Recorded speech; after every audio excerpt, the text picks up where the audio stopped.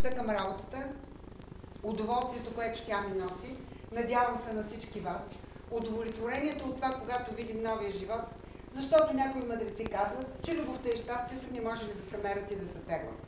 Ама не са питали нас акушерките. Ние можем да примерим и да притеглим щастието. То тежи около 3 кг, около 50 см и е най-голямото щастие на света за всеки жив човек на тази земя. Живота започва при нас, свършва някъде другаде. Но ние го орисваме с късмет, с щастие, с борба, защото акушерките са едно особено племе. Хора, които са твърди, борбени, обичливи, те не могат да стоят на колене. Има хора, които са родени на колене. И цял живот така прекарват. Нашите хора не могат да стоят на колене, дори да паднат, знаят как да станат и стават по-силни, и по-успешни, и по-щастливи, и дават все повече на този свят.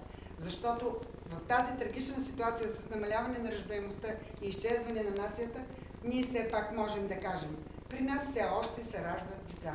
Здрави, красиви, щастливи майки, хубави бебета, надяваме се да стане нещо в тая държава най-накрая и децата ни да станат повече.